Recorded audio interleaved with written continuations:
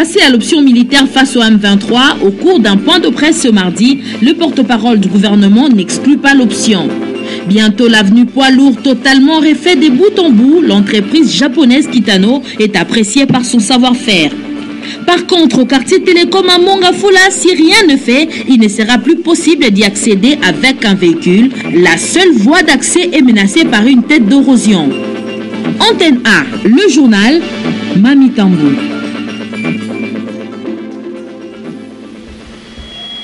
Toutes nos excuses pour le retard avec lequel nous démarrons cette grande édition d'actualité. Mesdames, Messieurs, merci de nous avoir choisis. Depuis hier, les pourparlers de Kampala sont au point mort et tout porte à croire que l'option militaire va prendre les déçus, mais on n'en est pas encore là, assure Lambert Mendo Malanga, porte-parole du gouvernement, qui a tenu ce mardi un point de presse à son cabinet à Gombe. Alain Kuka et Blaisunda nous font un résumé. Le gouvernement ne se fait néanmoins pas beaucoup d'illusions et garde la tête froide. Même sérieusement affaibli par les derniers affrontements avec les FARDC, soutenus par les casques bleus fin août, le M23 garde une grande capacité de nuisance, étant donné qu'il dispose de bases arrières sûres au Rwanda. C'est le lieu de dire à nos concitoyens, victimes de l'aventurisme criminel, des phalanges prédatrices et militaristes dans ce pays voisin, et à tous les Congolais, que les forces armées de la République démocratique du Congo continuent leur devoir sacré. Voilà qui est dit. Même si ce n'est pas encore officiel, il faut s'attendre dans le prochain jour à la reprise des hostilités entre l'armée régulière et le mutin du M23. Les pourparlers de Kampala ayant démontré ses limites, la force semble être aujourd'hui l'alternative la plus fiable pour désarmer le M23. Toutefois, le gouvernement de la RDC, en croire son porte-parole Lambert Mende, ne ferme pas la porte du dialogue, y compris avec le Rwanda, afin de minimiser le coût humain. Alors, vous demandez si les deux présidents se parlent. Comment peuvent-ils ne pas se parler ? Ces deux présidents, membres de la conférence internationale sur la région des Grands Lacs. Ces deux présidents, membres de la CPGL. Ces deux présidents de pays voisins. Et comme je vous ai dit, la guerre ne se termine jamais uniquement sur les champs de bataille. La guerre, c'est la politique, c'est la diplomatie et c'est l'armée. Et le chef de l'État est le chef de la diplomatie, le grand ordonnateur des relations internationales de notre pays. Le chef de l'État est le premier responsable politique du pays. Donc il a un rôle à jouer. Son leadership doit jouer à ce niveau-là.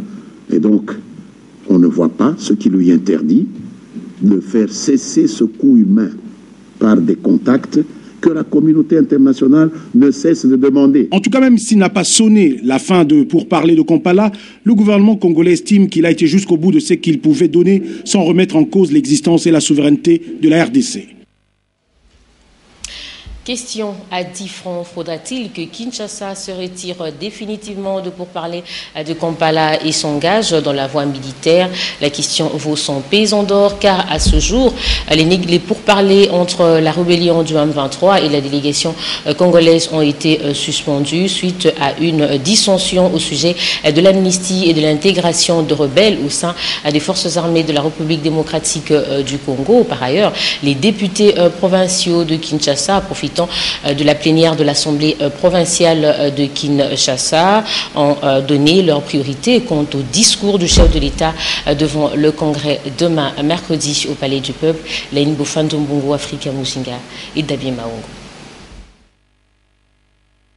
Plus d'un mois après la relance de pourparlers entre le gouvernement et la rébellion du M23, les protagonistes peinent à se mettre d'accord sur la question d'amnistie et de la réintégration des rebelles dans l'armée de la RDC. Plusieurs options se posent à ce sujet au regard du retrait de la délégation gouvernementale au pourparlers de Kampala. Qu'en pense une frange de l'opinion nationale quant au retrait définitif du gouvernement? Et donc moi je crois que la chance que le M23 a obtenue par la bénédiction de la communauté internationale était de négocier avec le gouvernement congolais. Parce que le gouvernement congolais a tous les atouts en tant qu'État souverain, il a tous les atouts de tout faire pour mettre la paix à l'Est. Le gouvernement congolais n'a plus de raison de reculer. Nous avons dit qu'on ne pouvait pas amnistier ceux qui étaient auteurs des crimes de guerre, des crimes contre l'humanité, des crimes de génocide, comme le cahier de M23, c'est autre chose que les négociations.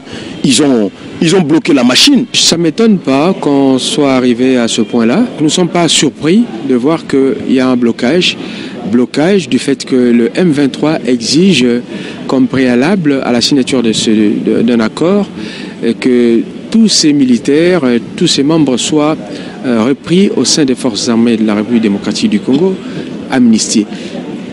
Nous savions que ça devait se terminer là. Et c'est la raison pour laquelle nous avions, demandé au gouvernement d'arrêter cette histoire des Kampala. L'option militaire, nous savons qu'elle n'est pas réalisable aujourd'hui.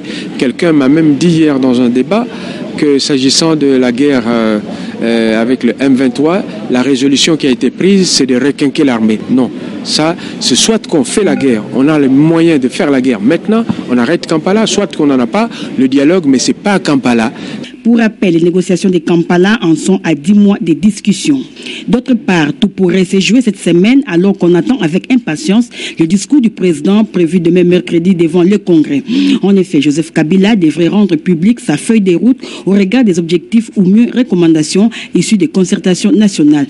Quelles en sont les priorités? Le message du chef d'État demain doit s'asseoir, n'est-ce pas, sur les objectifs qu'il avait définis avant, sur les 3 phases dans lesquelles on devait concevoir ou observer cette guerre. Le plan diplomatique, sur le plan politique et sur le plan militaire. Il y a 3 points dans les préoccupations des Congolais. 1, il faut rétablir la cohésion nationale. Il n'y a aucune résolution qui a touché ce point-là. Demander aux concertateurs quelle est la résolution qui va mettre fin à, qui va refaire la cohésion nationale. Ils n'en trouveront pas. Le deuxième point, c'est la guerre. Enfin, pour ce qui est des institutions, du fonctionnement des institutions et le vécu quotidien. C'est ce mercredi 23 octobre 2013 que le chef de l'État se prononcera sur les conclusions des concertations nationales. Ce discours est très attendu dans les milieux politiques. Apprend-on. Ça sent mauvais au sein du groupe parlementaire UDPS et alliés, plus rien n'y va. Les révoqués délimités, va-t-on dire, se revoquent ensuite entre Serge Mayamba. Massaka a été écarté du groupe parlementaire UDPS et alliés, composé de 52 élus députés nationaux. À son tour, l'honorable Mayamba a réuni 17 signatures pour désavouer le député président national du groupe parlementaire précité, Sami Badibanga. Si le camp Mayamba accuse Sami Badibanga de la dictature, mégestion, etc., les élus députés nationaux de ce groupe pro-Badibanga, eux, parlent du non-respect de la consigne de ne pas participer aux concertations nationales. Et l'opinion se demande qui révoque qui. Les pro-Badibanga crient au débouchage et annoncent qu'ils ne vont pas participer au congrès convoqué demain mercredi au Palais du Peuple, 8 NC. Dans l'actualité aussi, écho de l'Assemblée provinciale de Kinshasa pour vous dire que l'adoption du projet du calendrier de travaux de la Commission économique et financière relatif au contrôle de l'exécution du budget de la ville de Kinshasa pour le premier semestre 2013, c'est le point qui était à l'ordre du jour à l'Assemblée provinciale de Kinshasa. Afrika Mujinga, Damien Maumbo était sur place. Contrôler l'exécution du budget de la ville de Kinshasa en recettes comme en dépenses, ainsi que celle des services émergents de budget annexe, tel est l'objet de la mission du projet du calendrier des travaux de la Commission économique et financière relatif au contrôle de l'exécution du budget de la ville de Kinshasa pour le premier semestre 2013. Présenté en séance plénière, ce projet a rencontré un blocage suite à sa forme. J'espère que ça a été suspendu parce que notre règlement nous dit ceci, qu'il faut que le document puisse arriver entre les mains des députés 48 heures avant. Comme le document a été distribué séance tenante, j'espère ainsi que les députés ont demandé sur ces 48 heures pour qu'ils puissent bien approfondir le document et pour qu'ils puissent bien étudier comme ça. Ensemble, on va examiner la prochaine fois. Et les collègues ont estimé que la démarche n'avait pas respecté la procédure. Il a fallu que ce travail-là soit d'abord adopté au niveau de la grande commission économique et financière. Besoin de procédures d'urgence, le bureau nous a demandé de venir présenter aujourd'hui le calendrier. À la faute de temps, nous avions fait le travail au niveau du bureau mais ce travail-là n'a pas été élargi au niveau de la grande commission pour son adoption. Quelques députés ont réagi, donc ils n'ont pas tort, ils ont raison. Alors, dans ce cas-là, nous allons nous retrouver d'ailleurs demain. Il faut signaler tout de même qu'au cours de cette même plénière, le président de l'Assemblée provinciale de Kinshasa, Roger Ntsinghi-Mbemba, a rejeté également les accusations faites à son endroit sur un éventuel conflit avec la presse. La prochaine plénière est prévue pour le vendredi prochain. Nous vous le disions hier que le comité de pilotage de la réforme des entreprises du portefeuille de l'État, COPIREP, organise au centre Caritas à Barumbu un atelier sur le système comptable OADA. Cette formation est dispensée par l'ex-expert du Conseil permanent de la comptabilité du Congo et destinée aux responsables de finances et de la comptabilité des entreprises publiques transformées en sociétés commerciales et établissements publics. Jean-Lumière Sekama et Hugo Songilai pour le reste. L'OADA, l'Organisation pour l'harmonisation du droit des affaires en Afrique. Le basculement du plan comptable général congolais au système comptable OADA prend en effet à partir du 1er janvier 2014. Cette formation est donc destinée aux comptables et financiers des entreprises publiques transformées en sociétés commerciales et établissements publics. Réforme oblige. Pour la présente session, comme pour la plupart des sessions que nous avons organisées dans notre pays, sur le système comptable OADA, il a été fait appel à des formateurs du Conseil permanent de la comptabilité au Congo, qui est l'organe chargé de la normalisation de la comptabilité dans notre pays. Leur savoir et expérience, couplés à l'assiduité aux travaux des participants, devraient permettre d'obtenir les meilleurs résultats à l'issue de la formation, ainsi qu'une valeur ajoutée certaine à nos sociétés commerciales et établissements publics transformés. La ministre du portefeuille, Louise Munga, a lancé cet atelier avec une recommandation précise. Qu'un bon management repose sur une bonne information. La qualité et la disponibilité de l'information constituent donc de points critiques pour toute organisation qui veut atteindre des résultats. Et comme vous le savez, vous êtes conviés à la gestion axée sur les résultats. Cette formation, la première du genre, se déroule au centre Caritas du 21 au 26 octobre 2013. Et toujours dans le domaine de Saverne, retenez que la problématique de la gestion de contrats multi-clients dans le secteur du pétrole était au centre du séminaire atelier organisé ce mardi par le ministère des Hydrocarbures et la société CGG à l'hôtel Memling. Les participants ont été formés sur la gestion des différents types des contrats pétroliers. La suite avec Willy Kesha et Douzen Belebele. Développer le secteur pétrolier pour le bien-être des Congolais, tel est le souci du Premier ministre. Matata Mpogno Tiemondicus a donné un impulse déterminant à l'exploration des bassins sédimentaires de la RDC. D'où ce séminaire atelier sur les contrats multi-clients dans le secteur du pétrole, organisé par le ministère des Hydrocarbures en partenariat avec la compagnie CGG, spécialiste dans les projets multi-clients. Ce sont des contrats qui offrent de bonnes conditions, c'est-à-dire pas beaucoup de risques pour l'État ni pour la société qui vient travailler. Alors, on avait remarqué qu'au niveau de la RDC, au niveau de nos experts, on n'a pas encore la maîtrise de ces contrats-là.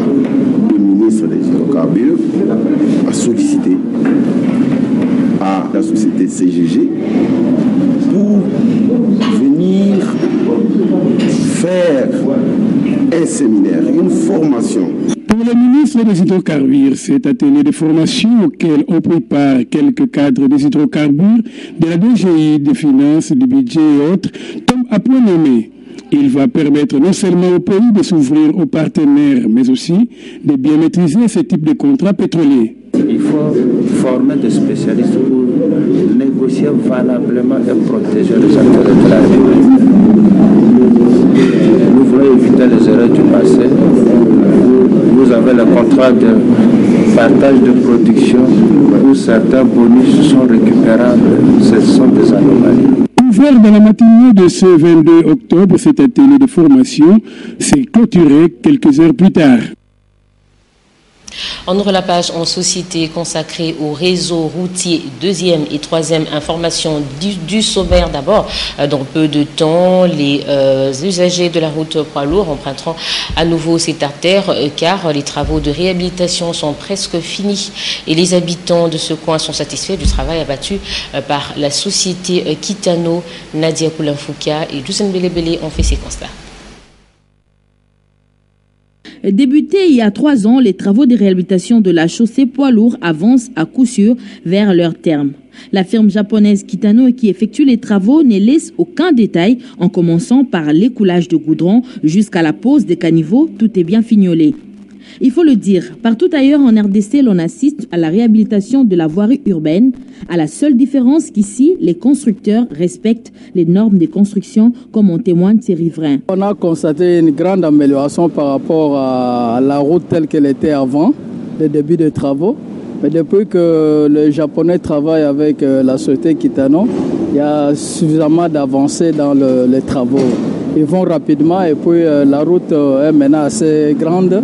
Je pense que d'ici là, dès que les travaux se terminent, poids lourd, ça sera vraiment une route où pratiquement tout le monde pourra passer sans difficulté.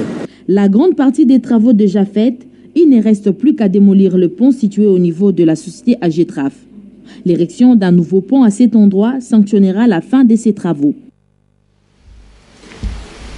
On ne quitte pas encore la voie routière, on y reste avec ces oufs de soulagement de personnes qui empruntent le pont Mollard pour vous signaler que les travaux de réhabilitation de ces ponts initiés depuis septembre 2013 par l'hôtel de ville de Kinshasa ont pris fin depuis hier. Patricia Bassois, Nadia Koulanfouka, Patrick Borel-Moukinti nous en parlent. Les usagers du pont situé non loin du rond-point Mollard sur avenue de la Libération ex-24 novembre en allant vers Selumbao ont été agréablement surpris par la fin de travaux de sa réhabilitation. Nous sommes satisfaits des efforts qu'a entrepris l'hôtel de ville de Kinshasa pour la réhabilitation de ces tronçons qui donnent accès à d'autres communes et quartiers. Faut propriété zalati boye ba yo batela ngo pomba la sima peut-être et quoi arriver les sous-souté pour tout le monde sur le roi boy hein poti salami boye tantôt dans la grâce ya be fort moko boye to yebite mbala sima be fort ngo ozali sous pour tout le monde le roi boy d'abord tout ça on s'appelle. D'autres exigent que la chaussée soit agrandie pour éviter les embouteillages. Nous leur félicitons pour la vitesse d'exécution, mais nous déplorons une chose, la route n'a pas été agrandie, donc le problème persiste encore. La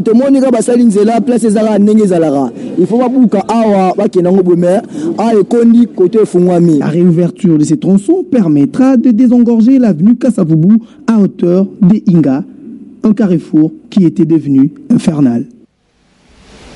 J'ajoute que ce pont a été inauguré cet avant-midi par l'autorité urbaine. Encore cette satisfaction de la part de la population, les lignes bougent et bientôt à la Tchangou, la circulation sera davantage aisée avec le pont qui est jeté sur la rivière Mokali.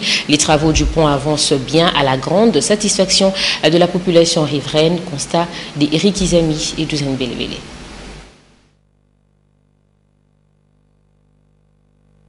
Sur le boulevard Lumumba, près du quartier 3 dans la commune de Massina, un pont est en train d'y être jeté par les Chinois.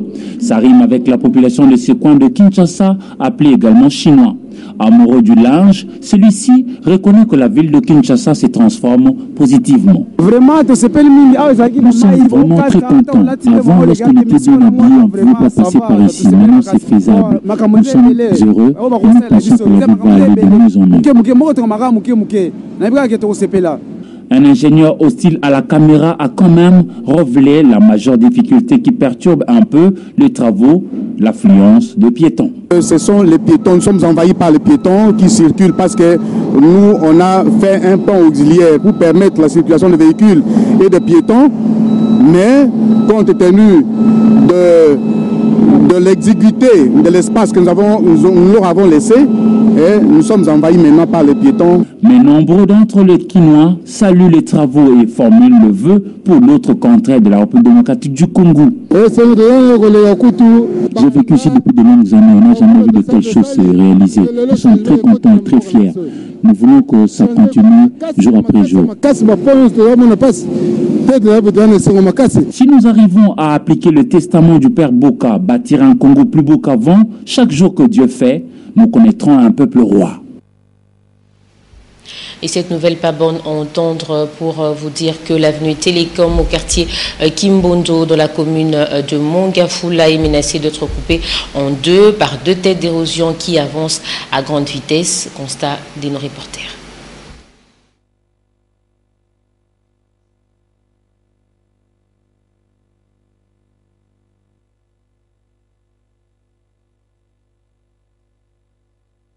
Deux têtes d'érosion avancent à grande vitesse au quartier Kimbondo dans la commune de Mongafula. Celle-ci menace de couper l'avenue Télécom en deux. Cette érosion a déjà englouti plusieurs maisons et celles qui résistent encore laisseront si rien n'est fait. Les notables de ces quartiers, réunis au sein du comité de lutte anti-érosif pour la cité Télécom Kimbondo, tentent avec leurs propres moyens de lutter contre l'avancée de ces grands ravins en protégeant les collecteurs d'eau qui étaient en construction et dont les travaux sont aux arrêts. Que nous puissions mettre ensemble pour éradiquer en tout cas ces problèmes d'érosion. Bon, ce que nous faisons pour le moment, c'est disons un ouvrage commencé par l'OVD, mais notre responsabilité, c'est de pouvoir protéger l'ouvrage. Nous voulons réellement protéger l'ouvrage, nous ne voulons pas que les efforts du gouvernement puissent être réduits en néant. Raison pour laquelle nous, la population, nous sommes organisés avec nos moyens de bord pour pouvoir faire des petits travaux de canalisation des eaux afin de protéger l'ouvrage. Ce travail, nous-mêmes, nous ne pouvons pas le faire parce que nous n'avons pas les moyens pour faire ce travail. Nous protégeons ça parce que si nous ne faisons pas de ça, là, quand il y a de fortes pluies, ça va tout se détruire. Pour protéger ça, en attendant, parce que nous avons écrit beaucoup de lettres auprès des autorités pour dire qu'en attendant, nous mettons des sacs ici, attendant qu'ils puissent venir terminer leur travail. Pour nous, le souhait, c'est qu'ils terminent leur travail. Cette avenue est importante pour la ville de Kinshasa, du moment où elle mène à des endroits de grands intérêts publics, tels que l'Université orthodoxe du Congo, les centres de production des semences, les installations de télécommunications de grande portée, pour ne citer que cela. Dans le reste de l'actualité, le promoteur de l'ISIPA, l'ingénieur Martin Ekanda, a organisé le week-end dernier une réception en l'honneur des étudiants nouvellement admis. L'occasion était propice pour le numéro 1 de l'ISIPA de fixer les objectifs pour l'année académique 2013-2014. Un reportage de Laine Boufantombo. Le terrain de basketball de l'ISIPA, situé sur l'avenue Boukama dans la commune de Lingwala, a été inondé le week-end dernier par la grande famille de l'ISIPA. Celle-ci a été composée du couple Ekanda, personnel enseignant, des anciens et nouveaux étudiants. Agrémenté par l'orchestre ISIPA Makwandungu, cette soirée a été une occasion pour les étudiants nouvellement admis de se familiariser avec leur nouveau monde. L'ambiance a été à son comble.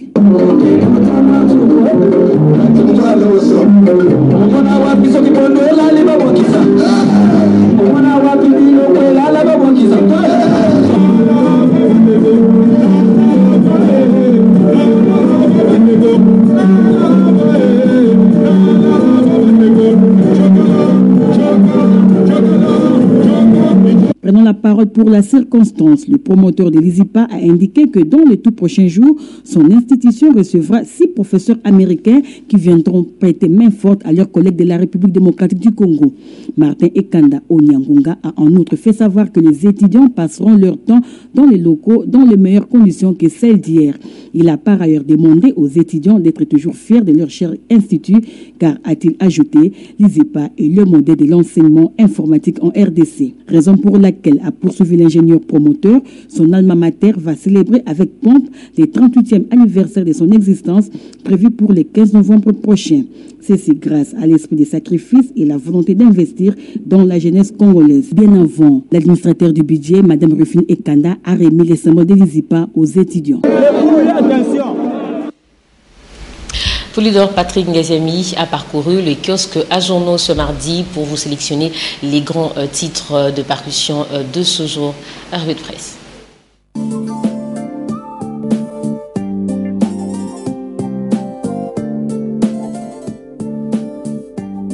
L'actualité traitée et rapportée par les journaux parus ce 22 octobre est dominée par la suspension des travaux aux négociations de Kampala qui sont en panne selon le titre affiché en manchette par le Phare. 2 points seraient à la base de cette suspension, indique le quotidien. La question de l'amnistie et celle relative à la cession d'une portion du territoire congolais au M23 pour y exercer son autonomie administrative et politique. Pour le guide, c'est l'échec, comme l'estiment d'ailleurs certaines sources diplomatiques. En effet, l'impasse ayant perduré à Kampala dans les pourparlers gouvernement M23, la petite fenêtre politique dont parlait Robinson se referme petit à petit, constate-t-il. Kampala tourne court, écrit Forum des As. Les négociations tournent au vinaigre. Plus grave, ajoute-t-il, elles sont bloquées et brutalement suspendues et renvoyées à 48 heures, faute de compromis entre les deux parties. Pour le confrère, c'est tout le contraire de ce qu'a annoncé le président du M23 Bertrand Bisimwa samedi dernier, qui donne la preuve que son mouvement n'a aucune carte en main. La décision qui lui échappe vient d'ailleurs. La reprise, pourquoi faire alors, se demande Forum des As, avec les mêmes revendications du M23 sur l'amnistie et leur intégration dans les FARDC. Sur place à Kinshasa, le président Kabila franchit la ligne rouge ce mercredi, annonce les points saillants. Après 3 reports successifs sans explication officielle ni justification soutenable, note-t-il, Joseph Kabila a décidé finalement de s'adresser devant les 2 chambres du Parlement réunies en congrès ce mercredi 23 octobre 2013. Dans ce cas précis, précise le billet hebdomadaire, le président Kabila peut réunir le congrès soit pour déclarer l'état de siège ou de guerre dans le territoire du Nord Kivu, soit pour déclarer publiquement la guerre au Rwanda, soit encore pour s'adresser aux Congolais sur l'état des lieux de la nation qui ne se fait pas généralement à cette date. Pour le sondage, le discours du président de la République devant le Congrès sera la réponse aux attentes de la classe politique, c'est-à-dire la réponse aux conclusions des concertations nationales, l'annonce pour le MLC, par exemple, des décisions qui faciliteraient l'implication de tous dans la gestion du pays et la communication des mesures pour éradiquer les groupes armés pour la majorité. Mais cette adresse du chef de l'État au Congrès est-elle déjà dans l'impasse, s'interroge le Télégramme du Congo. Allusion faite au casse-tête juridique qui se manifeste par rapport à la formation d'un gouvernement de large ouverture dont les jalons ont été implicitement posés par le chef de l'État dans son discours de clôture des travaux de concertation nationale, étant donné qu'aucune disposition de la mise en place d'un gouvernement de transition n'est prévue dans la Constitution actuelle. En attendant que cette question soit résolue, les points saillants donnent les noms des ministres qui seraient exclus du gouvernement Matata II en gestation. Il s'agit de Célestin Vounabandi du Plan et son vice-ministre Sadok Biganza au motif qu'il planifie le tripatouillage du recensement général de la population en complicité avec le directeur général de l'Institut national de la statistique, en plaçant des Rwandais au service de la cartographie pour gonfler le nombre des Tutsis Rwandais au Nord Kivu en vue de la déclaration de l'autonomie de l'ensemble des territoires occupés actuellement par le M23 avant les élections de 2016. Le nom de Félix Kabange est aussi cité pour mauvaise gestion du dossier de la grève des médecins. Pour revenir à l'adresse du chef de l'État au Congrès, pendant que le guide parle des attentes démesurées de certains opposants, du fait qu'ils sont nombreux, ceux des opposants, à attendre une brèche pour s'engouffrer massivement dans un gouvernement d'union nationale, la majorité présidentielle, elle, fait bloc. Sa réunion, à la veille du message du Raïs hier lundi au Procoki à Kinshasa, en dit quelque chose. En effet, écrit Forum des As, selon certaines indiscrétions, le secrétaire général de la majorité présidentielle, Aubin Minakou, aurait expliqué à d'autres membres de cette plateforme les nouveaux enjeux politiques et sans doute les perspectives envisagées. Cette revue de presse est terminée. Soyez là demain pour suivre la prochaine à la même heure et sur la même chaîne. Au revoir. Ce journal est complètement terminé. Merci infiniment d'avoir été avec nous. Ce remerciement au nom de Nadia Koulinfoukas d'édition. Le prochain, c'est demain.